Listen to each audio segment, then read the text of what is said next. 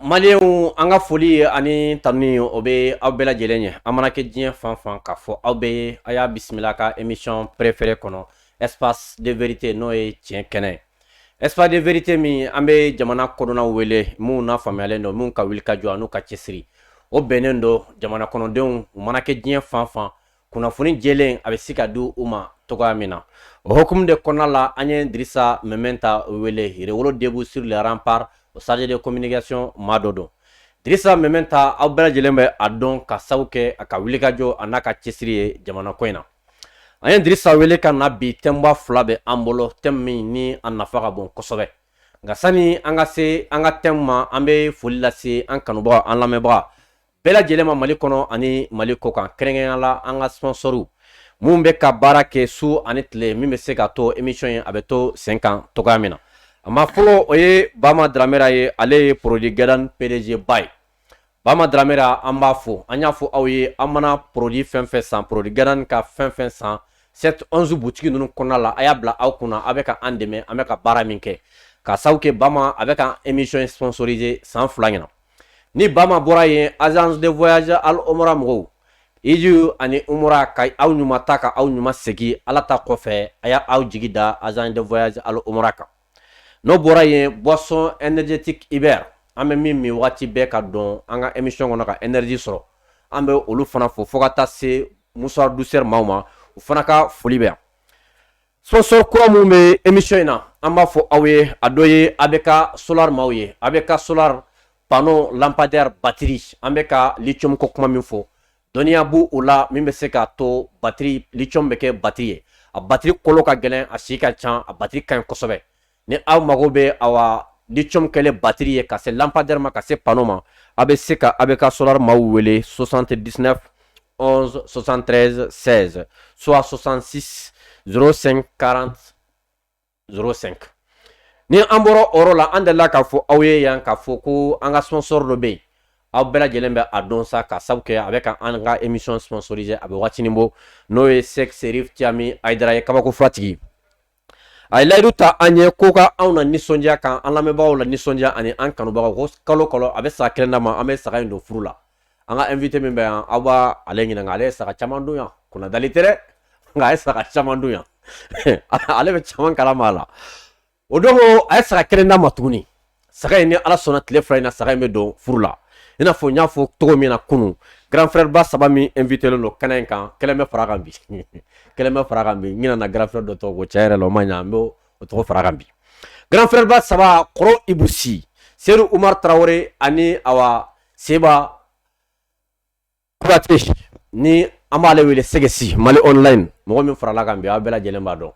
c'est à dire a tun man ne k'olu wele parce que u bɛ ka dɔɔni sɔrɔ fanga la quoi Rewolo mɔgɔw n'o ye awa Ben le cerveau ye Ben le cerveau k'a fana welelen don maliyɛnw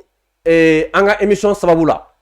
dɔw ye wele bila an ma k'a fɔ ko an bɛ ka émission min kɛ ko émission in k'a nafa ka bon kosɛbɛ ko kɛrɛnkɛrɛnnenya olu ye fɛn min ɲɛ an ka émission na o ye an bɛ ka kuma jamana ko kan a ye jamana kanu nɛgɛ don olu la kɛrɛnkɛrɛnnenya la an bɛ ka armée dɛmɛli min kɛ ko armée dɛmɛli hukumu kɔnɔna la olu ye entreprise ba de b'u bolo Mali kɔnɔ yan u bɛ baara caman kɛ nka an n'u ye ɲɔgɔn dɔn entreprise min sababu la o ye Ba Motor Mali ye Ba Motor Mali olu bɛ pièces de fɛrɛ n'a fɔra ko pièces remorque pièces benni pièces blindé pièces fo ka taa se sɔrɔsiw ka minɛn tɔ ninnu bɛɛ lajɛlen u b'a pièces bɛɛ lajɛlen fɛrɛ mɔgɔ mɔgɔ ni camion ba bɛ aw bolo remorque bɛ aw bolo ka taa se sɔrɔsiw ka blindé ma u b'a pièces bɛɛ fɛrɛ i hakili tɛ pièces sɔrɔli la Mali kɔnɔ a bɛɛ lajɛlen bɛ sɔrɔ u ko ka ni armée kɔni kɛ mako sera minɛn ma u bɛ a nɔgɔya kɛ armée ye ka sabu kɛ an ka wulikajɔ ani awa faso kanu ye olu yɛrɛ fan fɛ ni maa min mako bɛ ka Ba Motor maaw wele a bɛ se k'u wele 66 73 33 33 78 93 33 33 u ka numéro sabanan ye 70 99 0000 n'a ye nin wele ani PDG ba yɛrɛ bɛ ɲɔgɔn sɔrɔ n'o ye Amadu Ba k'a fɔ u ni faso kanu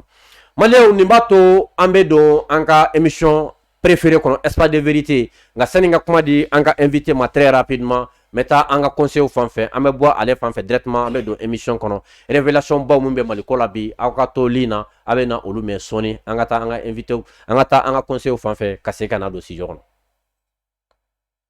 o tuma an ka se an yɛrɛ la an tun bɛ farajiw ka mara kɔnɔ I balo kun ye mun ye I na kun ye mun ye école karamɔgɔ o ye mɔgɔ min a kan ka bonya jamana kɔnɔ dalen bɛ ko kelen min na o ye ala ye kelen ye siga t'a la n dalen b'o la ala ye maa min ci ka kɛ hinɛ ye ka ɲɛsin danfɛn bɛɛ lajɛlen ma n'o ye alakira ye sallallahu alayhi wa sallam fɛn o fɛn diɲɛna n'a gɛlɛyara ni sigi ka kuma sɛbɛ nana an dalen b'a la k'o bi nɔgɔya an ka bɛn de ye duniya dibaraso ye solution fila t'a la dɛ soit an bɛ jɛ an bɛ sɔn ɲɔgɔn an tɛ ɲɔgɔn kɔ jamana bɛ taa ɲɛ soit an bɛ kɛlɛ kɛ an bɛ fɔrɔfɔ ɲɔgɔn kɔ jamana ko a bɛ ɲagami ala k'an kisi k'an tanga o ma an tɛ se ka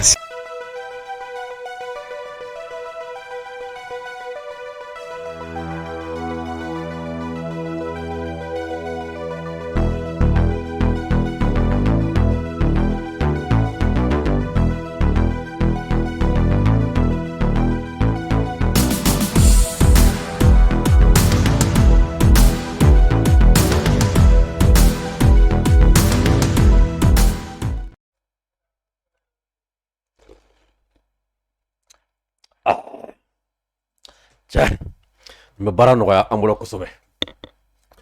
maliyɛnw a y'a bisimila ka émission préférée sanfɛ espace de vérité ma Iber min wagati min na ani nale ka Iber min aw yɛrɛ bɛ na a différence ye sisan hali ni mɛ o fɔ aw ɲɛna an ye Dirisa Mementa wele ka na Dirisa Mementa a weleli ka na bi a sababu bɔra maa caman ka weleli la maa caman ye wele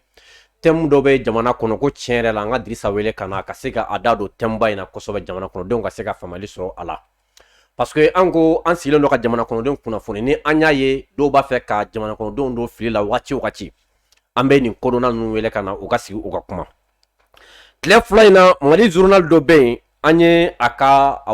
journal kɔnɔ la u ye an wele ka fɔ an ɲɛna k'a bɛ ka kuma dɔw fɔ ko kuma in bɛ se ka kɛ sababu ye ka jamana in déstabiliser ka jamana kɔnɔdenw bila hakili filan la wa a ye journal ci ma u ye journal ci ma n ye a journal n y'a kalan n y'a contenu lajɛ mais a y'a jigila misala se ma kosɛbɛ kuma tɛ dɔwɛrɛ ye ko min ye ministère de la sécurité et de la protection civile ko o yɔrɔ la yen ko olu ka marché sen fɛ ko nafolo kasabi caman de suyana jamana kɔnɔden dɔw ye an wele ka an ka lajɛ an ka kuma n ne bolo bɛɛ lajɛlen ni ka baara dɔn nka ni a sera jamana kɔnɔdenw b'a fɛ ka don fili la waati min na n ko an bɛ ma wele ka na an ka da don kuma in na o ministère yɛrɛ la n'i y'a ta ka jateminɛ min bɛ yen o ye le général de brigade Daoud Ali Mahamadine an bɛ an ka général de brigade an b'a fo a ka wulikajɔw faso ye a dogolen tɛ maa si la transition in an sigilen don ka a lajɛ yɔrɔ yɔrɔ bɛɛ ko fiɲɛ bɛ yɔrɔ min na an b'a fɔ yɔrɔ min fana bɛ yen ko fiɲɛ t'a la ni an y'a ye maaw b'a fɛ ka mɔgɔw bila fili kɔnɔ an b'o yɔrɔ fɔ aw ye u bɛ ka nin kɛ kun jumɛn de la an bɛna an da dɔ la ka se ka ɲɛfɔli kɛ aw ye o yɔrɔ la an ka thème filanan o ye tare ye bonne nouvelle min bɛ yen k'a yira aw la k'a fɔ armée malienne bɛ ka pogo don terroristes la Menaka kɔnɔna la o kɔnɔna la terroristes mun banana olu ka bana kɛlen a kɛra cogo di Dirisa bɛ na révélation baw kɛ terroristes la bi armée bɛ ka pogo don olu min k'u la a bɛ na révélation ba k'o la thème sabanan ni waati an na bɔ o tɛ dɔwɛrɛ ye Macky Sall a ka wale min bɛ ka kumasulu ta ka se africain bɛɛ ma bi an bɛ an da don o la Faransi dɛsɛlen Mali la sisan Faransi bɛ k'a ka gouverneur bila n'o ye président dɔw ye président dɔw mun t'a dɔn k'a fɔ u sigi kun ye min ye Macky Sall b'o dɔ la bi Macky Sall bɛ ka baara min kɛ Faransi ye bi pour que ka se ka Mali dɔn degun wɛrɛ kɔnɔ tuguni an da don o fana la an bɛ fɛn min ɲini aw fɛ o ye baara saba ye baara fɔlɔ ka émission ka aimer filanan ka commenter sabanan ka partager commentaire la a bɛ se ka kɛrɛ bila ka sabu kɛ révélation baw mun bɛ ka kɛ ma fana bɛ sɔrɔ mun fana ka baara de émission bɛ se ka perturber cogo min na a bɛ kɛrɛ bila commentaire la o bɛ se ka to émission ye a bɛ basigi Dirisa Mementa naam sani ka kuma di ma an ka Serif kɛ Sek Serif Camin Aidara a ye saga don min kunna da dɛ kana fɔ n ye kunna da min kunna da ye saga i y'a caman don kelen wɛrɛ fana nana tuguni nka sani k'i da don saga ko la Dirisa foli jumɛn de bɛ yen kala se maliyɛnden bɛɛ lajɛlen ma Mali kɔnɔ ani Mali kɔ ka pere i da don saga ko fo n ka saga ko in de walawala fɔlɔ yanni n ka foli kɛ an b'a fɔ kosɛbɛ oui parce que n yɛrɛ saga dira n yɛrɛ ma nka ne taara n ta ye kɔnɔ wala bon y'a ye o yɔrɔ la o tɛ janfa yan donc kunnadali a ma taara jɔ mais saga ko in na oui i ye fɛn dɔ fɔ a la min ye a ye n préoccupé dɔɔni oui parce que a don ne kun tɛ fɛ ka tilefana dun saga bɛna dun don min na oui mais e ye tɔgɔ dɔ fɔ Oui. surtout ye Seydou Mor ni Ben oh bon ni olu nana bon Ibu kɔni i Ibu tɔgɔ fɔ a man fɛn kosɛbɛ oui parce que ne ni Ibu bon même ni a Diri ni kuma fɔ ka ɲɛ dɛ voilà i b'a dɔn u bɛ donc ka Ibu question bɛ de- min dun a ne bɛ min dun a bɛɛ bɛ taa ɲɔgɔn na quoi mais Seydou Mor ni Ben Diri cɛ bɛ sɔn ka woro sara i bɛ ka taa kuma min kan cɛ bɛ sɔn ka woro sara donc n tɛmɛtɔla kun n'u dɔ ka dumuni ko ka bon sari n'u ma ka ye kɛnɛ kan ou bien k'u niyɔrɔ bɔ dana i k'an tɔ niyɔrɔ bɔ a dana sinon n'a mana dumuni kɛ an tɛ fa ne kɔni tɛna fa d'accord donc o tulo b'a la Sidibe an bɛ bɛɛ fo d'accord ka filɛlikɛla bɛɛ lajɛlen fo oui k'i yɛrɛ fo kosɛbɛ sincèrement k'i fo i ka wuli ka jɔ la parce que à un moment donné n'i y'a ye an bɛ ka Asim fɔ ka Sadio fo ka mɔgɔ caman fo dɔwɛrɛ tɛ parce que u bɛ ka fɛn dɔ kɛ jamana kɔnɔ donc a waati dɔ la faut pas que mɔgɔ k'a to gɛlɛya ka mɔgɔw sɔrɔ waati min na ou bien a ka tiɲɛ ou bien a tigi ten waati min na ko ka sɔrɔ k'a fɔ ka aujourd'hui Gandi malien ye référencier Afrique kɔnɔna la n t'a fɔ Mali la dɛ Afrique kɔnɔna la alhamdulillah en matière de web média en matière ka information ni fɛnw di Alhamdulillah. vraiment an b'i fo la kosɛbɛ grâce aux abonnés ka abonnés fo k'an yɛrɛ filɛbaga bɛɛ an kanubaga bɛɛ ka bɛɛ lajɛlen fo Oui. i b'a dɔn bi an nisɔndiyalen don kosɛbɛ parce que an bɛ don yan waati min na ni kunnafoniya minnu donna u ka di kosɛbɛ alhamdulillah voilà u ka di kosɛbɛ parce que nin waati in na min kɔni mɔnɛ kun nana dɔrɔn ne yɛrɛ ma se ka T-Site sɔrɔ nin waati in na quoi T-Site i bɛ taa mun na ye Diri sinon a kun ka di ye de ne ka n sigi Albatros ninnu kɔnɔ ka mɔgɔ ninnu bolitɔla lajɛ quoi ayi mais ni kɛlɛ banna an bɛ taa kɛlɛ victoire finale a fêti ka taa Kidal o la ne y'o de fɔ ne tɛ don car kɔnɔ n tɛ don foyi kɔnɔ Albatros de bɛ Ou bien taa Sukhoi. depuis Bamakɔ yan ka cɛ Suko soit Barangate et puis an b'a kɛrɛnkɛrɛn Albatros ni Sukhoi minnu ye baara kɛ kunun ni bi an b'a k'olu ye an bɛ don olu kɔnɔ olu ye baara kɛ olu ye baara kɛ an bɛ Diri don olu an da bɛ don olu an la bɛ don an olu ka kɔnɔ sigi ka kɔnɔna taga la voilà an b'a fɔ fasoden bɛɛ ye bi ye mardi ye 30 août 2022 an nisɔndiyalen b'a dɔn ka sabu kɛ thème min bɛ an bolo bi a nisɔndiya fanga ka bon an ye kunnafoni jɛlenw sɔrɔ kunnafoni min y'a yira an na k'a fɔ armée malienne k'u bɛ ka pogo dɔn terroriste la mɛnaka a kunnafoni nisɔndiya fanga bonyana ka sabu kɛ jumɛn de ye o ko k'a fɔ an ka hélicoptère mun nana sisan n'a a dɔ ye Albatros ye ko Albatros bi ko a mankan yɛrɛ n'i y'a mankan mɛn mɛnaka bi i b'a dɔn k'a fɔ tiɲɛ yɛrɛ la ko wasa dan don terroriste bɛ k'u yɛrɛ ɲini bi nka sani an da ka se terroriste ka kuma ma jamana kɔnɔdenw aw kumada ye anw ye aw tulo ye anw ye aw ɲa ye anw ye ala ta kɔfɛ aw bɛ sigi ka anw lamɛn n'an ye min fɔ aw dalen don an kumakan na o de kama n bɛ mɔgɔ wele ka na min ka kodɔn ka bon min ka faamuyali ka bon n y'o de fɔ aw bɛɛ ye n bɛ segin a kan waati bɛɛ n ko anw sigi kun tɛ yan bezi ko ye an sigi kun bɛ yan ka jamana kɔnɔdenw kunnafoni ni an mago sera bezi ma don min na k'a ka sɔrɔ sira min fɛ an b'o dɔn mais bi o tɛ an sigi kun ye an y'a ye dɔgɔkun kɔnɔna la journal dɔ bɛ yen aw b'a dɔn ko journal 22 septembre journal 22 septembre bɔra ni kumakan dɔ ye a directeur de publication ko jɔn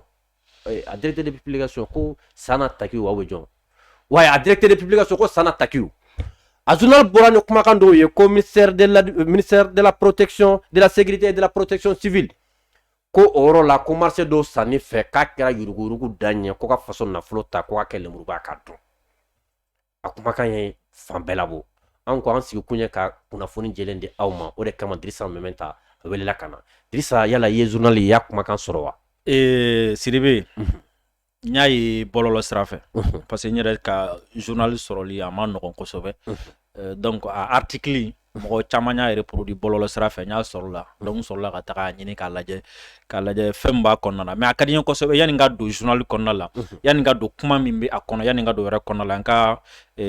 k'an bila an bɛ contexte min kɔnɔna na Mali bɛ contexte min kɔnɔ an bɛ waati min na an bɛ lahala min na o la ni mɔgɔ ye lahala in faamu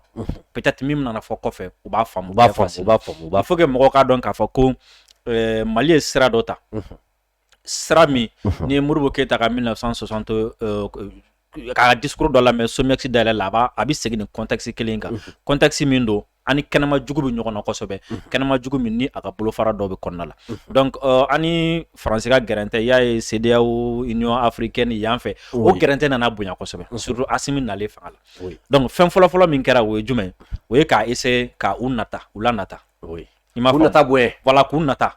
proposition sugu bɛɛ kɛra Asimi ni ko in gérer tɔnɔ ni tilala ni organisation internationale min ka di ye an bɛ t'i bila ye ni min ka di ye an bɛ bila ye ça n'a pas marché donc i hakili to nin yɔrɔ nin na dɛ u y'a daminɛ wari de la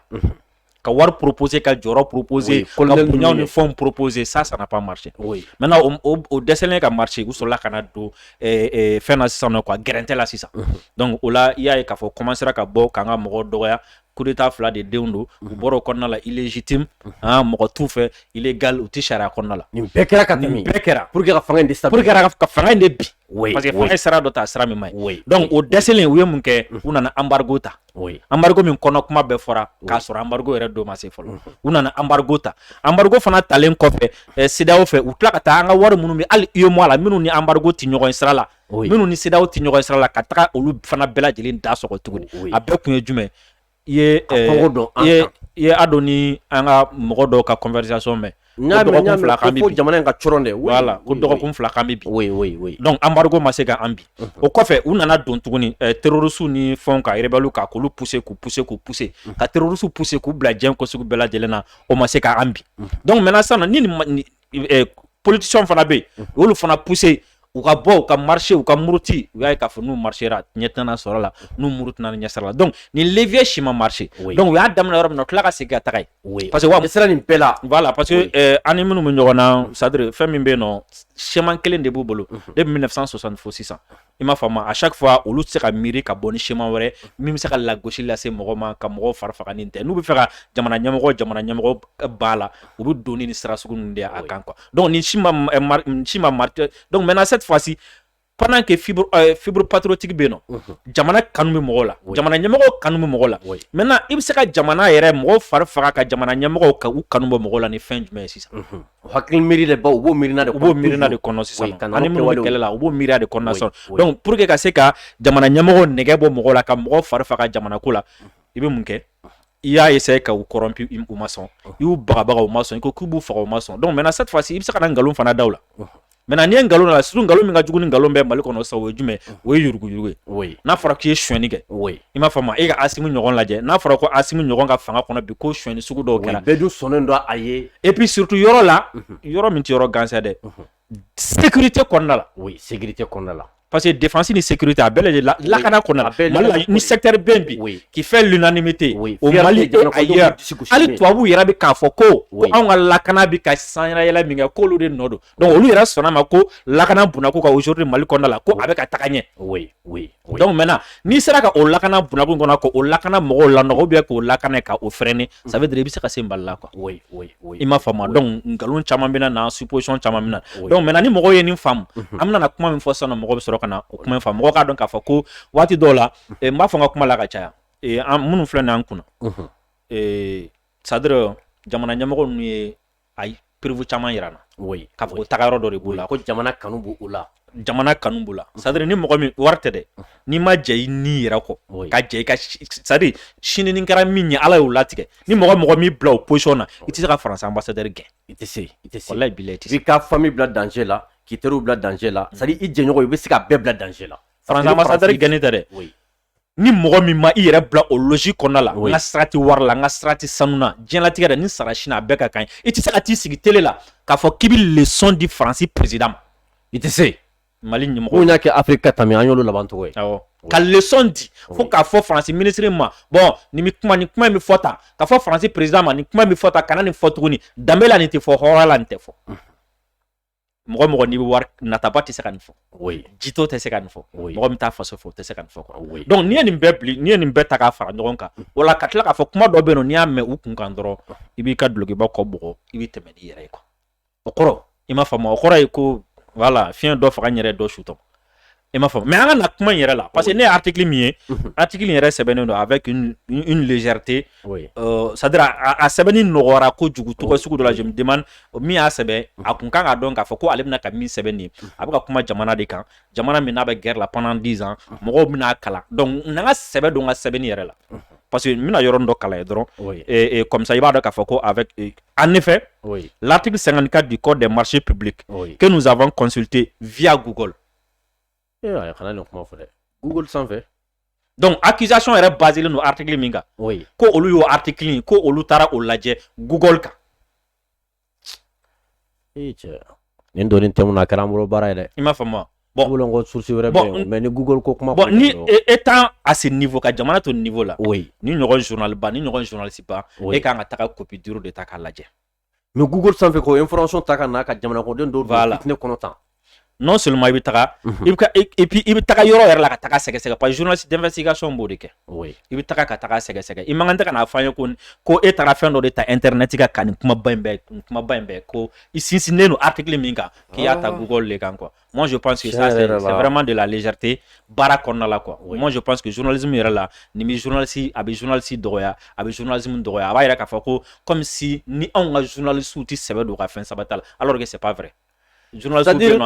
jamana kono den caman donna fitne la kumakan min nɔfɛ. Voilà. Ko ministère de la sécurité et de la protection civile. Ko ministère la ko nafolo kasabi caman de taara urugurugu sira. Non hali o yɛrɛ. Mɔgɔ bɛ ka bɔ n'o kuma ye dalu jɛlen ba t'u bolo ko. U sinsin article min kan k'olu taara article in lajɛ Google kan. Google de sanfɛ. Donc mɔgɔ min taara article de lajɛ Google article min ne bɛ se ka min sɔrɔ k'a sɔrɔ ne ma taga mɔgɔ si ɲininka n bɛ se ka wuli ka taga min ɲini sisan k'a sɔrɔ bon ni mɔgɔ min taara article dɔrɔn de ɲini Google kan e b'a dɔn wariko kuma kɔni ne taara u bɛ t'o ɲini yɔrɔ min na. Surtout ko milliard kasabi. Milliard kasabi et puis filanan ye jumɛn. Oui. A bɛ fɛn min yɛrɛ kan min yɛrɛ sɛbɛnna. Oui. Je pense que kuma dɔ bɛ yen nɔ n'i y'a fɔ cogo dɔ la i bɛ se ka mɔgɔw jatigɛ n'a ye. Oui. I m'a faamu wa i bɛ se k'a yɛlɛma k'a kɛ kojugu ye parce que n'a sɔrɔ n'a kun ko détournement d'argent an b'a fɔ a ko k'u ye wari suɲɛ mais ko détournement de procédure parce que i bɛ se ka tubabukan ta bi ka jamana ci n'a ye. Oui, il vit tout quoi. Oui, les gens peuvent faire ça, manipuler les mots, manipuler les phrases parce qu'il va donc peut-être voilà comme ça. Donc détournement de procédure. Ça veut dire wari suɲɛna o tɛ dɛ ko marché kun kan ka di sira min fɛ k'u y'a bɔ sira fɛ ka taga n'a ye sira wɛrɛ fɛ. Mais marché exécuté la ko kan ka mɔgɔ lagosi kuma ma fɔ mɔgɔ ye. Non. Voilà. Est-ce que marché ma exécuté wa? Wari in suɲɛna wa a dira min ma o tɛ se de wa ayi o tɛ dɛ ko a kun kan ka kɛ sira min fɛ k'a bɔra o sira kɔnɔna la. Deuxièmement o ye fila ye. Troisièmement marché in yɛrɛ bɛ min kan an ka marché in yɛrɛ an ka kalan o la comme ça i bɛna fɛn caman fana faamu o kɔnɔna la. On dit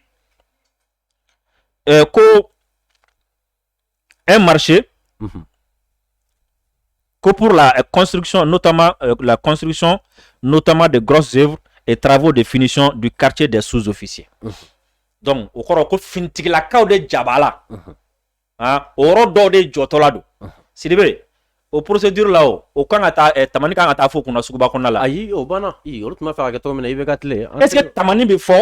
armée ou bien sécurité marché dɔ kunna suguba kɔnɔna la. Non. Est-ce que o kan ka di bɛɛ ma. Est-ce que o bɛ di bɛɛ ma. Est-ce que o ditɔ la a kan ka t'i jɔ nbɛrɛ la a ye na ne bɛ fɛ ka taga so dɔ jɔ n ka polisi ɲɛmɔgɔ ye n bɛ fɛ ka taga so dɔ jɔ n ka sɔrɔsi ɲɛmɔgɔ ye a ye na ni min bɛ se ka n'a jɔ a ye na o ma ni français dɔ nana ka taga an ka sɔrɔsiw ka logement jɔ. C'est des secrets d'État. Ne m'a fɔ ko nin fanga ne m'a fɔ o tɛ fili dɛ mais Diri ninnu fili ka gɛlɛn dɛ. Aw sa u ka c'est-à-dire ne bɛ fɛ mɔgɔw ka fɛn dɔ de faamu dɔrɔn a dɔn dɔrɔn k'a fɔ ko sécurité fɔlɔfɔlɔ sɔrɔ kan sécurité fɔlɔfɔlɔ ye min ye i b'a dɔn logement sécurité fɔlɔfɔlɔ ye min ye i b'a dɔn o ye plan ye cɛ o cɛ n'a y'i ka plan sɔrɔ a bɛ se k'i détruire. Oui. I m'a fɔ ma cɛ o cɛ kan plan b'a bolo a bɛ se k'i détruire k'a sɔrɔ a ma s'i ma o de la kan plan a tɛ di bɛɛ ma hali a tɛ jɔ bɛɛ ɲɛna. I m'a faamu donc comment est-ce que ko an ka officiers n'an ka sous-officiers k'olu jabala donc o bɛna kɛ yɔrɔ min na o zone de sécurité dɔ. Oui. I m'a faamu parce que ni attentat bɛna kɛ bɛɛ ka jateminɛ kɛ attentat fɛn fɛn kɛra kɔsɛn na attaque fɛn fɛn kɛra k'u bɛ ka taa kɛ ka ɲɛsin kanw de ma sisan kanw ou bien sɔrɔsiw jabala donc o jɔtɔ la est-ce que o kan ka di bɛɛ ma parce que yɔrɔ dɔ la kelen don k'a sɛbɛn a kɔnɔ ko u ma appel kɛ u ma bɛɛ wele parce que ko société caman bɛ yen olu bɛ se ka nin so ninnu jɔ mais société caman bɛ yen o bɛ se ka nin so ninnu jɔ mais est-ce que a société kelen-kelenna bɛɛ lajɛlen bɛ se k'a jɔ gundo kɔnɔna la ko a plan tɛ di jugu ma bɛɛ tɛ se o la donc o de la fɛn fɛn bɛ lakana kun kan u b'a tilan o procédure ni procédure tɔ tɛ kelen ye i m'a faamu wa parce que ni mɔgɔw y'a dɔn premièrement ni jugu y'a dɔn sisan nɔ quoi ko e ka plan kɔnɔna la e bɛ fɛ ka avion tan san. I bɛ fɛ ka juru ta wa avion ta i bɛ fɛ ka nin avion suguya de san i bɛ fɛ ka nana ye nin don i bɛ fɛ ka taga mara nin yɔrɔ la ni juguw bɛ dɔn yan n'a ma se k'i bali k'a san a ma se k'i bali k'a juru ta a ma se k'i bali k'a nana i taara bila yɔrɔ min na a bɛ taa jeni ka to yen donc o de la a marché a tɛ di bɛɛ ma i m'a faamu en plus munna a tɛ di bɛɛ ma tuguni n'a dira bɛɛ ma a bɛ taga bin jugu dɔ bolo kɔnɔ n'a binna jugu kɔnɔ a bɛ se ka taga minɛnkolon feere i ma ou bien comme an bɛ sogo de la sisan n'a binna jugu bolo kɔnɔ sisan nɔ quoi a bɛ se ka so lankolon jɔ ka di an ma. i m'a fama en plus ka solangolo jɔ ka di a ma a bɛ se ka an ka so plan di jugu dɔ ma gani mina misala kelen ta ye n'i bɛ immeuble plan dɔn a kɛra étage 3 étage 4 n'i b'a plan dɔn i bɛ se k'a dɔn exactement i mago bɛ bombe kilo joli la pour que ka se k'a bin a yɔrɔ la k'i ka laɲini sabati pour que k'a bin mais n'i t'a plan dɔn donc o kɔrɔ ko béton i tɛ béton hakɛ dɔn donc e tɛ se k'a dɔn bombe hakɛ sugu kilo jumɛn bɛ se ka nin bɛɛ bin k'a ban donc ni mɔgɔ min sera k'an ka officier ka so jɔ cogo dɔn k'a joli plan dɔn o tɛ se ka nin kɛ o bɛ se k'a feere jugu ma donc kuma yɛrɛ ɲɛsinin don o fana ma gandi donc o ko man kan tɛ ka ta à la légèreté k'a fɔ ko ka t'o ta ko ka bɛɛ wele ko ka tamanu ni fɛn kɔnɔ et puis min yɛrɛ ko yɛrɛ b'a ye a ma sonyɛni ko kuma foyi t'a kɔnɔ a ma se k'a fɔ ko sonyɛni kɛra ka kuma dɔ ta k'a kɛ kuma jugu ye ka volume ba k'a la ka phrase baw sɛbɛn a kan mais i tɛ se k'a fɔ ko wari sonyɛna a dira min ma o tɛ se i tɛ se k'o fɔ a dira min ma a m'a kɛ i tɛ se k'o fɔ a dira min ma a yɛrɛ delila ka nin sonyɛni kɛ i tɛ se k'o fɔ. Bon. Donc ça veut dire que vraiment e kun kan ka taga azuna sɛbɛnni nafa yɛrɛ t'a la. Non, ça veut dire que e kun kan ka taga ko wɛrɛ ɲɛɲini kanu fɔ maliyɛnw ye min ni nin tɛ kelen ye quoi. I m'a faamu parce que an bɛ yɔrɔ min na bi vraiment on n'a pas besoin ka vraiment ka mɔgɔw esprit chauffer ni nin ko et puis min ye fana dabali ban dɔɔni n y'a ye fo mɔgɔw bɛ weleweleli kɛ nin bɛ tan moi je me dis an ka soutien yɛrɛ a nature yɛrɛ ye jumɛn. Munna cogo di. Sidibe. Oui. E ne tɛ nin ye tantɔ wa. Ça veut dire que danaya dɔ b'an ni ɲɔgɔn cɛ baara ɲɔgɔnya dɔ la fan dɔ fɛ. Oui. Sidibe ni mɔgɔ nana fɔ ne ɲɛna sisan quoi ko bon komi a man di exemple ninnu ka to ka ta i kan a dun tɛ ɲɛ o. Ayi i bɛ se ka ta technicien. Bon ni mɔgɔ Dawuda k'an ka ta i kan. Bon ni mɔgɔ min nana fɔ ne ɲɛna sisan quoi ne bɛ Dawuda dɔn. Hali yanni an ka fɛn daminɛ sisan quoi k'a bɛna kuranɛ haya dɔ yira la. Donc ni mɔgɔ min nana fɔ ne ɲɛna sisan quoi ko Dawuda binna ale muso kan. Sidibe mɔgɔ ka hakɛ to exemple la dɛ ne b'a Dawuda ka silamɛya ka bon cogo min na Dawuda tɛ hali sunkurun tigɛ kuma tɛ ka bin walimuso kan o ye danaya ye. Oui. Sayi i mago tɛ k'a ɲininka k'a fɔ k'i bɛ dalu ɲini o la quoi. A tigi kɔni ɲɛna ne tɛ fɛn foyi n bɛ se ka taa n ka investigation fitinin kɛ ko bien n bɛ Dawuda ɲininka nin kuma min k'a fɔ i kan i m'a faamu wa. Mais fo ni a tigi nana dalu jɔnjɔn de yira n na min cicogo foyi t'a la o la n bɛ sɔrɔ k'a fɔ hali o la n tɛ kuma dɛ n b'a fɔ i sigi yan n bɛ Dawuda wele Dawuda na. N t'a fɔ a kɔfɛ dɛ Dawuda na. N'o kɛra b'a fɔ k'i ye mɔgɔ bila ɲɔgɔn na. A bɛ kɛ ten de. Nka e ko k'e dalen don mɔgɔ dɔ la ni ko ni fitinin fɔra a ka tigi ka dɔrɔn cɛ karisa fana jo tɛ na dɛ. Ko fanga binna k'u ye an janfa k'u ye faso nafolo dun. O tɛ danaya ɲuman ye o tɛ soutien ɲuman ye i m'a faamu soutien ye min ye c'est à dire hali ko dɔ bɛ mɔgɔ dɔ kan i dalen don mɔgɔ min na ni ko min b'a tigi kun hali n'a ma k'i ɲɛna i bɛ bisikɛli ɲuman ta fɔlɔ ka ɲɛsin a tigi ma. Après ni ko min bɔra la a bɛ se k'o kuma kɛ aw ni ɲɔgɔn ye donc n b'a fɛ mɔgɔ ka don o kɔnɔna la mɔgɔ k'a dɔn k'a fɔ ko nin n'a ɲɔgɔnna ninnu bɛna caya a bɛna caya a bɛ caya de yan nɔ ninnu bɛna caya parce que ni yɛrɛ bɛɛ ye fɔlɔ RFI ni France 24 ma u ta bɛɛ daminɛ fɔlɔ quoi sinon Jeune Afrique bɛna fɛnw sɛbɛn RFI bɛna na fɛnw sɛbɛn u bɛna na fɛn fɔ min ka jugu ka tɛmɛ nin bɛɛ kan donc o waati an bɛna kɛ cogo di parce que à chaque fois an bɛ yɛlɛ bɛɛ chaque fois an bɛ yɛlɛ bɛɛ kɛlɛli bɛ juguya an bɛ yɛlɛ kɛlɛli bɛ juguya i m'a faamu donc mɔgɔ ka to ka à un moment donné fɛn dɔ bɛ yen nɔ a ma se niveau sugu dɔ la yɛrɛ la mɔgɔ ka to k'u farati voilà. D'accord nin yɔrɔ in na an b'a fɔ an ka ministre de la sécurité de la protection civile le général de brigade Daoud Ali Mohamadine ko fasodenw b'a ko baara taabolo fana k'a ka ɲi n'an bɛ se ka fɛn fɔ bi o ye de ka fɔ tare parce que an b'a dɔn maa maa bi place la bi ala ta kɔfɛ baara taabolo kɔni an tɛ se ka reproche ba k'a la n m'a fɔ fanga in dafalen don mais fanga in bɛ ka taabolo min kan bi taabolo ka ɲi diri sani an ka dɔn an ka thème filanan kɔnɔ an ka sponsor dɔ fana ye Ɲala Immobilier ye ni maa mun b'a fɛ ka dugukolo san dugukolo jɛlen titre foncier a bɛ se ka Ɲala Immobilier mɔgɔw wele 76 45 76 88 u ka papier bɛɛ lajɛlen ye titre ye san 1 san 2 fo san 3 u bɛ se ka temps d'i ma i bɛ se ka sara temps min kɔnɔna la ni an bɔra o yɔrɔ la Dirisa an y'a ye k'a fɔ ko Mɛnaka ko nisɔndiya bɛ yen bi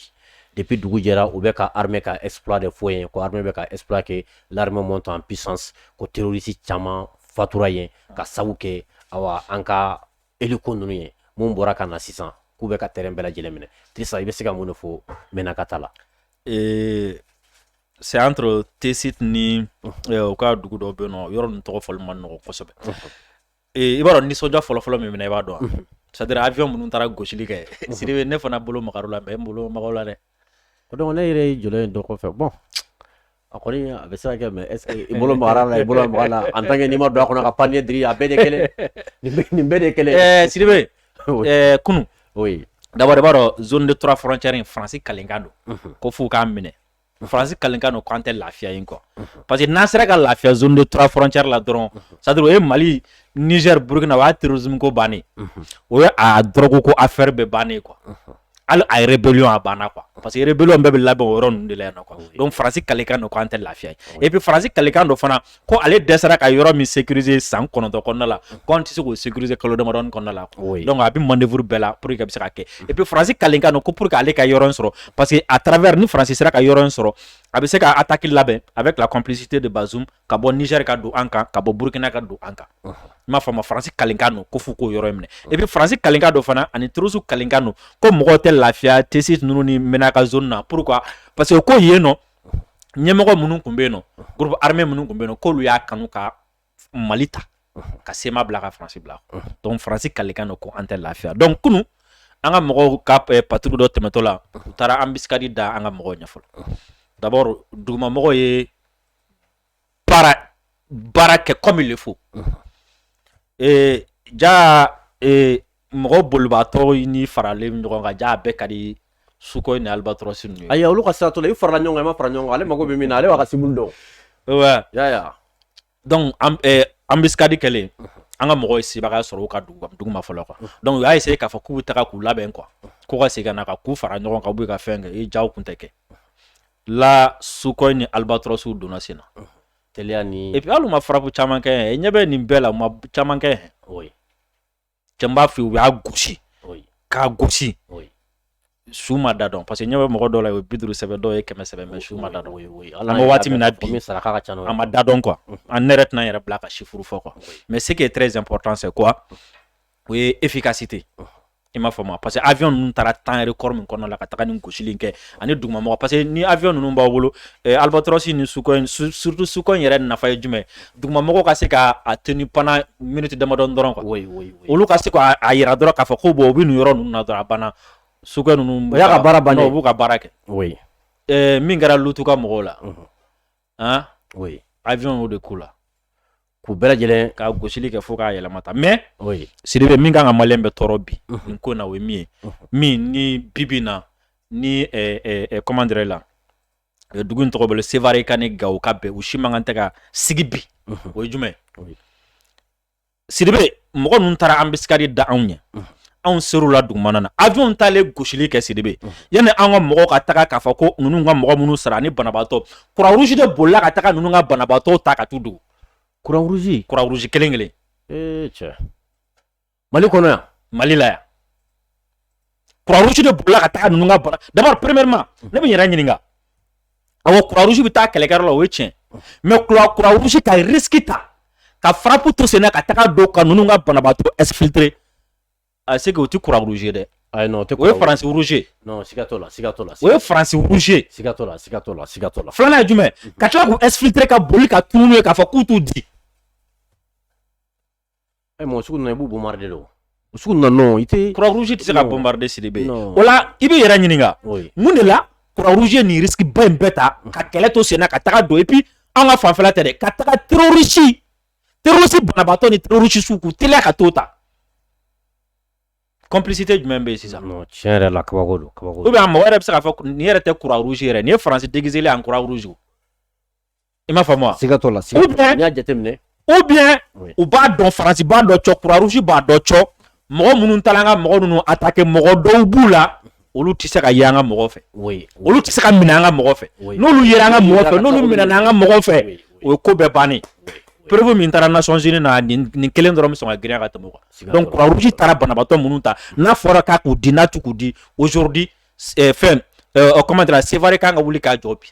Gawo c'est à dire kɔnfɛla bɛɛ kan ka wuli k'u jɔ bi nin ko in man kan tɛ ka diya Croix Rouge la quoi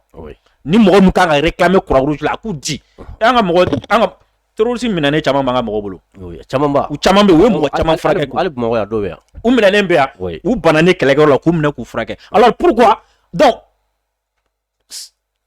on se demande comment Croix Rouge bɛ fɛ k'u former k'u furakɛ k'u bila de yan o b'u bila de kɛ sinon ni dɔ ye to fana tɛ Croix Rouge ka baara dɛ Croix Rouge kɔni bɛ se ka taga mɔgɔ banabaatɔ ta k'a furakɛ mais n'i y'a furakɛ ni tila i b'a di autorité de ma jamana autorité de ma munna Croix Rouge tɛ ka sɔn k'u di c'est là où Sevarekaw kan ka Croix Rouge ɲininka o de la o Sevarekaw kan ka Croix Rouge obligé de u ka ni mɔgɔ ninnu di parce que ni mɔgɔ ninnu sɔrɔla zen Gandi an bɛ kunnafoniya caman sɔrɔ dɛ minnu blessera gosili min kɛra minnu blessera n'an sera ka ninnu sɔrɔ o b'a yira an bɛ sɔn an ka dalu min bɛ Nations Unies hali an bɛ sɔn ka faransɛ dɔ sɔrɔ dalu min bɛ Nations Unies an bɛ sɔn ka dɔ fara dalu Nations Unies dalu yɛrɛ ka misɛn nin kɔrɔ an bɛ sɔn ka dɔ fara parce que an bɛ sɔn ka faransɛ yɛrɛ sɔrɔ nin na et puis faransɛ gansan tɛ dɛ officier bɛ sɔrɔ nin na parce que a yirala A+B k'a fɔ ko mɔgɔ minnu taara tesi tɛ attaquer ko dunanw b'u la mɔgɔ minnu bɛ kɛlɛ dɔn drone bɛ wulila kɛlɛ minnu na non o tɛ kɛlɛdenni ye o kɛlɛ o banabaatɔ terroriste kɔni bɛ nin drone o banabaatɔ Croix Rouge ka t'o ta oui Sidibe Croix Rouge kan ka sɛgɛsɛgɛ nin ko in na ni ne tun bɛ Sevare bi ne tun b'a fɔ mɔgɔw ye a ye bɔ an ka taga Croix Rouge ɲininka mun na u ye nin mɔgɔ ninnu minɛ u k'u di mɔgɔ tɛ se Croix Rouge ma o sinon Diri ni kɔni nin complicité fanga ka bon kosɛbɛ dɛ i m'a faamu c'est à dire nin ye kɛnɛkanko de ye quoi nin ye kɛnɛkanko ye dogo tɛ nin na bilen quoi parce que c'est comme si u y'a yira sisan nɔ k'a fɔ ko kɛlɛ in sera niveau min na an ye dogo ni dogo bɔ a la sisan kɔni an yɛrɛ de bɛna anw labɛn sa ka taa attaquer o la ni se bɛna kɛ an na bɛɛ minnu bɛ terrain kan an y'a ye yan nɔ Croix Rouge ye marifaw don dugu dɔw la Croix Rouge ye marifaw don cercle kɔnɔ yan nɔ ka taga di rebelles ma o kɛra an y'olu mɛn yan k'a fɔ ko ani fura carton ka marifaw du kɔnɔ ka taga di o Croix Rouge ka baara ka kɔrɔ parce que n'i y'a mɛn Croix Rouge dɔrɔn a bɛɛ ni mɔgɔ ninnu yɛrɛ ka u ka service de secret mɔgɔw u ka agent olu de bɛ taga donc Croix Rouge kan ka ni mɔgɔ ninnu di ni Croix Rouge m'u di mɔgɔ kan ka manifester Croix Rouge contre la Sidibe pour que ni mɔgɔ ninnu ka di parce que ni mɔgɔ ninnu ye source de ye quoi et puis pourquoi u b'a fɔ k'u t'u di aw bɛ yan nɔ force sugu bɛɛ bɛ yen a t'an dɛmɛ kɛlɛ la foyi bi bi na an ka Albatros n'an ka Sukhoi kelen ka taga terrain gagné o puis terrain gagné n'o bi fana et puis b'u gosi waati min na k'u y'a to f'u lafiyalen don quoi cɛ hakili tɛ foyi ma u yɛrɛ kɛlen don k'u fara ɲɔgɔn kan waati min na u bɛna fɔ ko prix waati min na dɛ waati Albatros ni Sukhoi Albatros ni san alɛrɛ bɛ ka Sukhoi de y'a daminɛ ko kɔnɔ wulila yan ni Segu cɛ non i tɛ premier sigi dɔrɔn san premier ka wuli o y'a sɔrɔ a taara ka ci ɲɛnabɔ ka na ni ekɔliden tɛ don a b'o kɛ ayi hali ekɔliden tɛ hali kelen tɛ a b'a kɛ non vous savez comment dirais la oui min ka bon kosɛbɛ Sukhoi na i b'a dɔn i b'a dɔn c'est à dire Sukhoi hali ni kisɛ t'a la hali n'a ma kisɛ ci oui a bɛ kɛlɛ kɛ quoi cogo di a mankan tɛ ku mɔgɔ la non o n'a kulela kungo kɔnɔ kɔni a mankan tɛ ku mɔgɔ la bɛ ban de pewu donc Sidibe pour l'instant jusqu'à présent an ka mɔgɔw bɛ ratissage la i m'a faamu et puis min ye yɔrɔ in fana mɔgɔ gɛlɛya i b'a dɔn min ye bi an b'a fɔ min ye yɔrɔ in Menaka zone ani Tessit zone min y'a gɛlɛya i b'a dɔn c'est à dire Sema ka mɔgɔ caman de bɛ yen i m'a faamu donc Sema ka mɔgɔ minnu bɛ yen c'est eux qui sont en complicité avec les terroristes o Diri an yɛrɛ ka kan da Sema ko ma parce que an y'a ye k'a fɔ k'u bɔra k'u ka congrès kɛ Kidali sisan congrès in kana kan fɛn dɔw yera min kɛra sababu ye ka fasoden dɔw tɔɔrɔ yala a bɛ se ka mun de fɔ la MNLA de ye congrès kɛ oui moi je pense que Maliens man kan tɛ ka tɔɔrɔ parce que n'i ye congrès in ye dɔrɔn congrès in ye aveu d'impuissance de don quoi c'est comme si u yɛrɛ bɛ ɲini k'a fɔ cɛ an tɛ se foyi la bilen i m'a faamu congrès la fɔlɔ i yɛrɛ y'a ye k'a fɔ ko MINUSMA de bɛ k'u sécuriser oui mɔgɔ minnu ko ko mɔgɔ 26,000 b'olu bolo ko k'olu intégrer oui 26,000 bɛɛ ka dɛsɛ fo MINUSMA de bɛ taa aw sécuriser a ka congrès fana aveu d'impuissance a ka congrès la o ye aveu d'impuissance ye filanan ye jumɛn ko marifa bɛ mɔgɔ bolo k'o bɛɛ ka na u ka fara ɲɔgɔn kan ka fara ɲɔgɔn kan o kɔrɔ ye jumɛn k'aw farala kɛ donc o kɔrɔ ko MNLA est isolé ni MNLA isolé o kɔrɔ ko Sema est isolé oui sinon n'a sɔrɔ ni fanga bolo waati min na i y'u ka mɔgɔ wele k'a ye n'an ka fara ɲɔgɔn kan non u tun tɛ mɔgɔ wele voilà maintenant sisan u isolé no u b'a fɔ k'a ye n'an ka fara ɲɔgɔn kan i m'a faamu et puis u ka congrès bɛɛ la ne b'a la parce que n tɛ fɛ ka don a kɔnɔ kuma na n tɛ fɛ ka publicité gratuite k'u ye mais ne b'a ye u ka MINUSMA fo u ma Mali tɔgɔ fɔ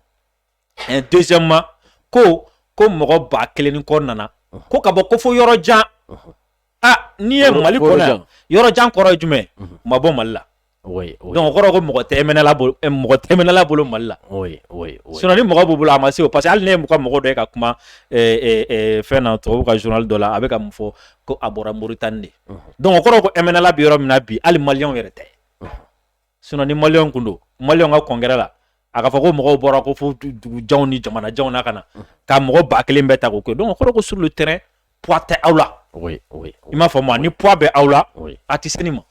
i m'a faamu donc et puis en plus opération de communication no mais MNLA bolo quoi parce que bɛɛ b'a dɔn k'a fɔ sur le terrain MNLA n'existe pas depuis longtemps Fransi de nana MNLA ressuscité MNLA bɛ bɔ Mauritanie don min na ka na Kidal a mobile bɛɛ faralen ɲɔgɔn kan a tɛ tɛmɛ mobile 20 kan et puis a majeure partie mauritanien et libyen malien ka dɔgɔ a la quoi i m'a faamu donc ni mɔgɔw ye MNLA ye fɔlɔ nous comme on va faire nous gars on tente de défilé militaire là oui tu m'as mais ça on te sait que blanc faut quoi tu m'as défilé donc mais et bien min ta kono doron oui ba ta ka fo premièrement fangate ou là deuxièmement mɔgɔ minnu do malien tɛ troisièmement nous tena ke mali fait quoi tena ke mali fait faut ka ta fo ele bolo solution jumɛn bala parce que o ka ko bɛ ka caya yɔrɔ ina yan doni quoi solution n tɛ fɛ ka fɔ oui ni solution fɔ n b'a tiɲɛ oui mais an bɛ bali min na dɔrɔn sɔgɔmada dɔ fɛ an bɛ taa meeting na Kidal ne dalen m'o ne ti tɛmɛ o kan ka fɔ n ti tɛmɛ o kan an bɛ taa fête Kidal ne bɛ ko de waati bɛɛ quoi n tɛ bila ko tugu ɲɛ minnu bɛ yen nɔ n'olu kunna ka di olu bɛ bɔ a la minnu kunna man di o bɔra Libi u bɛ se ka taa Libi nɔ la d'accord Diri Macky Sall nalen do ka wuli ka jɔ dɔ daminɛ ko Mali tun y'a labɛn k'a fɔ k'a bɛ plainte min dɔn France kama Nations Unies na ko fo ka bɛn ka kɛ ko ka plainte ko ka a dabila France dun fana bɛ mankan ci la Union européenne bɛ mankan ci la ko France kana taa ni jalajɛ k'a kana taa Kanaga ko sinon ko n'o kɛra ko Union européenne ko bɛɛ bɛ maloya d'abord Union européenne o i kirikara o ninnu bɛɛ bɛ se k'u ka kuma fɔ dugumana de la oui i m'a faamu ninnu si tɛ se ka fɛn kɛ sanfɛ i m'a faamu kelen filanan ye min ye Macky Sall bi baara caman de la ɲɔgɔn fɛ quoi premièrement prévu sɔrɔla France contre la Macky Sall ye Union africaine de ɲɛmɔgɔ ye Union africaine sigira de ko ka farafina jamanaw de kɔlɔsi k'u ka hɛrɛ kɔlɔsi ni mɔgɔ ko k'a bɛ gɛlɛya lase u ma ou bien ni gɛlɛya bɛna se farafina ma Macky Sall kan ka wuli ka kuma o ye ni gɛlɛya nana s'a ma a kan ka wuli ka kuma maintenant ni gɛlɛya sera farafina ma Macky Sall kan ka wuli ka kɛlɛ kɛ pour que gɛlɛya bɛ wuli ka bɔ yen Macky Sall bi o baara de kɔnɔna la donc Mali ka plainte Mali yɛrɛ kun man kan tɛ k'a kɛ Macky Sall de kun kan ka kɛ Macky Sall de kun kan ka plainte in ta Macky Sall de kun kan ka lettre ci parce que ale de Macky Sall de kun kan ka lettre ci conseil de sécurité la k'a fɔ ko farafin jamana dɔ bɛ yen nɔ France binna a kan an bɛ fɛ a ka n'an ka kuma kɛ Macky Sall de kun kan ka kɛ mais Macky Sall m'o kɛ fo ko a bɛ taga intervention na intervention kun ye mun ye sisan Mali m'a fɔ ko ka taga France sanctionné Mali m'a fɔ ka France buga m'a fɔ ko ka France nani Mali ko ka France wele ko ka kangari da ye ni ne ko sisan nɔ a ye karisa wele a ka kangari da ye e ko ko ayi a ma se an ka kangari da ye a ye n'an ka fɔ ka bɛnkanw ni ɲɔgɔn cɛ o kɔrɔ ko awɔ i ko tiɲɛ yɛrɛ la ko karisa y'i tɔnɔ oui kangari k'a ka da ye kun min na i sɔnna k'a fɔ tiɲɛ yɛrɛ la a jalaki don oui kelen filanan ye jumɛn ye Macky Sall bɛ fɛ ka Union africaine k'a tɔgɔ ko k'a jɛ dɔɔnin quoi parce que ni nin kɛra parce que Macky Sall ɲɛ b'a la France kelen Mali kɔnɔ yan nɔ a nana ni Union européenne a ye Union européenne bɛɛ bila k'an ka mɔgɔ sanctionner yan France kelen dɔrɔn Mali dun ye farafin jamana ye alors que Union africaine bɛ yan o ni Union européenne bɛɛ ye kelen Union africaine bɛ k'a ka a t'a dɛmɛ Union africaine bɛ olu ti ka foyi kɛ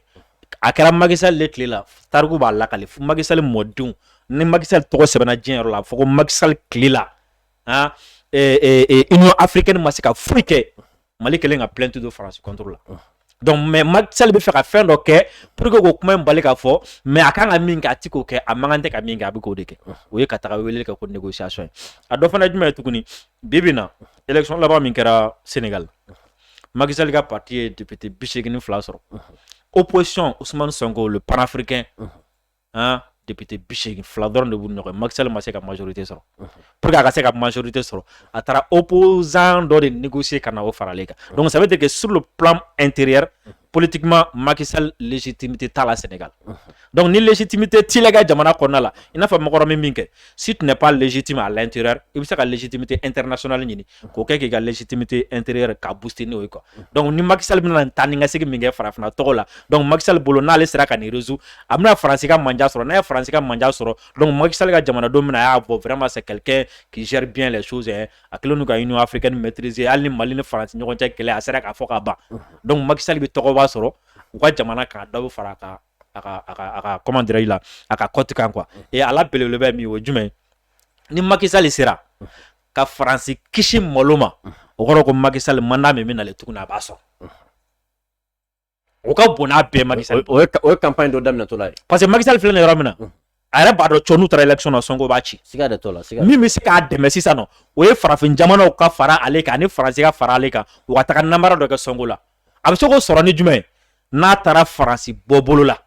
ka Faransi kisi malo ma o la France va se sentir redevable envers Macky Sall et en retour Macky Sall va gagner quoi les élections prochaines. Macky Sall bi au jeu de kɔnɔna la sinon ça n'a rien à voir Mali ko tɛ fɛn ko tɛ sinon n'a sɔrɔ ni Mali ko kun don imaginez Mali ka nin bɛɛ preuve fara ɲɔgɔn kan Macky Sall Union africaine de kun kan ka wuli bi négociation tɛ dɛ e bɛna mun négociation kɛ u kun kan ka réunion extraordinaire de kɛ nin na Union africaine kun kan ka session extraordinaire de kɛ Mali bolo avant déjà ka se ka Mali tɛmɛ nin bɛ ko bɛ bon voilà c'est un pays africain c'est un frère. Bon, un frère vient de nous dire que Kafoko donne un bi aka. Au réunion d'urgence et Jack Yadio. Coopérez-vous babolo. Bon, bon, ka frère y est bon, vraiment, iko moko moko benika dalubi bolo ba kera toko didi. Ou là, ou a maya y follow quoi. Ou réunion kanga ka Jack wala. Mais au mot chic, ça veut dire qu'ils sont pas de bonne foi. Ça veut dire que intervention compte aunye, mais ou bébé minga mara kon no français quoi. Kasi ko kishi toko na kabo moloma. Et puis, Sidibé. Conseil de sécurité sigira o a ma sigi o Mali gɛnna ye nin kuma fɔ diri ye nin kuma fɔ yan a bɛ siɲɛ caman bɔ awɔ oui a sigira o a ma sigi o Mali gɛnna premièrement depuis don min na n'an y'a fɔ ko ka lettre ci conseil de sécurité la ko Faransi binna an kan a dalilu bɛ an bolo an bɛ fɛ sigi ka kɛ a don fo bi Faransi jaabi jumɛn di jaabi min bɛ se k'a fɔ a tiɲɛna maliyɛnw vraiment manamanakan fɔlɔ don a tɛ yen oui hali bi u ma kuma quoi a non u tɛ se RFI n'a ka u tɛ se ka fɛn fɔ donc ni sigi kɛra victoire est jumɛn ni sigi kɛra Faransi bi diɲɛ bɛɛ bɛ n'a ye ko la France est un pays qui agresse la France est un pays qui crée des rebelles des terroristes ou autres bɛɛ bɛ n'a dɔn k'a fɔ a ja Mali jo tun bɛ Faransi la an bɛ wuli ka jɔ min na Faransi contre la ja u jo bɛ ka ambassadeur gɛn u jo bɛ ka RFI gɛn u jo bɛ ka France 24 gɛn u jo bɛ ka Barkhane gɛn ni sigi kɛra diɲɛ bɛɛ bɛ na bɔ o kalama et puis sanction dɔ ka ta Faransi contre la kelen et puis farafin jamana bɛɛ bɛna na ban Faransi la o la ni terroriste yɛrɛ diɲɛ yɔrɔ o yɔrɔ mɔgɔ si tɛ ɲininkali kɛ bilen bɛɛ b'a fɔ ko cɛ in ka baara don ni réunion ma kɛ Mali ye victoire sɔrɔ ni réunion ma kɛ o kɔrɔ ye jumɛn ko Mali y'a yira k'a fɔ ko conseil de sécurité yɛrɛ sigi kun tɛ ko conseil de sécurité tɛ i m'a faamu wa u y'a fɔ k'a fɔ k'u bɛ taa ni ka segin min na quoi k'a fɔ ko an bɛɛ ye kelen ye démocratie y'an fɛ farafin ni farajɛ bɛɛ ye kelen ye an bɛ légalité ko kɛlɛ dilan o fana tɛ tiɲɛ ye min ka bon n'a bɛɛ o ye jumɛn diɲɛ bɛna fɔ pourquoi la France a fui le Mali au conseil de sécurité n'a ma kɛ pourquoi la France a fui le Mali bɛɛ bɛna ye o munna Faransi bolila Mali ɲɛ conseil de sécurité la a ti tɛmɛ tile 4 kan fɛn américains ye conseil saisi tile damadɔni kɔnɔna na Ukraine ko ka u sigi ka kuma kan u kumana Mali kan u kumana jamana caman kan kɔsɛn na min o b'a sɔrɔ Mali ka plainte ma kɛ fɔlɔ plainte kɛlen tuguni conseil tila k'i sigi tuguni ka kuma Ukraine ka ko kan alors pourquoi Mali la conseil b'a ban k'a sigi donc o kɔrɔ ko vraiment Faransi bɛ fɛ ka fɛnba dogo diɲɛ na o la n'o kɛra le monde va chercher à comprendre pourquoi la France a fui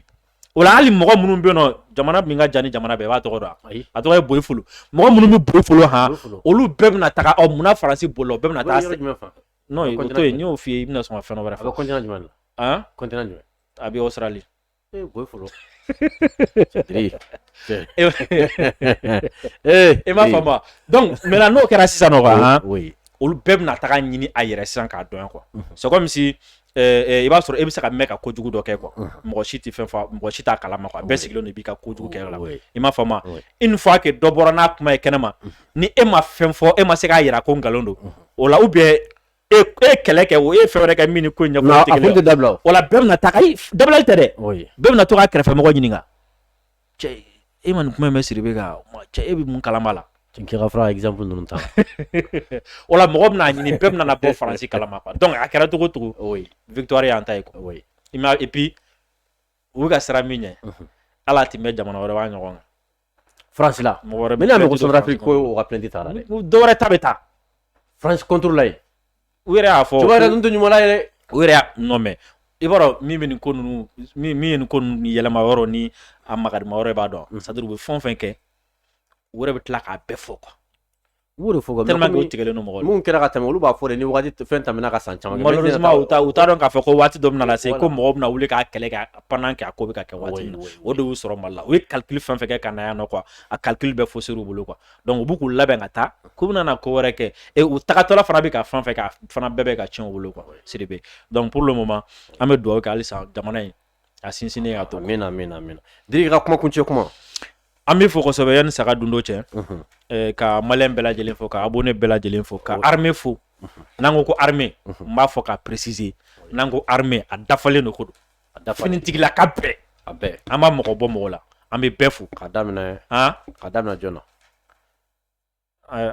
na son excellence n'an ko k'an b'a citer sisan Assimi Goïta ayi kana to k'a daminɛ kana daminɛ a so la o daminɛ jɔn i b'a laban a bɛ laban ɲɛmɔgɔ de la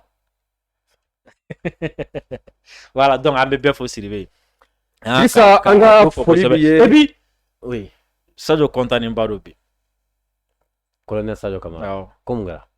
don wɛrɛ n'an sigi an b'o ɲɛfɔ don wɛrɛ cɛ bɛ ka kuma wɛrɛ fɛngɛ ka bila dɛ kɔrɔ ka bila dɛ don wɛrɛ an b'o ɲɛfɔ kana taa fɔ ko awa ko hélicoptère dɔw nana dɛ ayi ko don wɛrɛ k'an b'o ɲɛfɔ don wɛrɛ d'accord maliyɛnw an bɛ aw bɛɛ lajɛlen fo bi an ka maa welelen tun ye Disa Mementa Yɛrɛwolo debout sur les remparts ka wele ka na an ka kuma jamana actualité baw kan an bɛ min fɔ aw ye don o don an sigi an b'o kuma kelen de fɔ n ko émission mana daminɛ cɛkɔrɔbaw ni musokɔrɔbaw b'u ka baara de bila k'a sigi ka an lamɛn o hukumu de kɔnɔna la kumaw bɛ yen an tɛna na se ka an da se olu ma danaya min bɛ an ni aw ni ɲɔgɔn cɛ o ye de ka kunnafoni jɛlen ɲini k'a di aw ma aw siginɔ la bi ta tun ye awa thème 2 ɲɔgɔnna ye an bɔra ka an da don mun na an bɛ ala deli ala ka an bɛn sigi ɲɔgɔnna wɛrɛ ma wasalam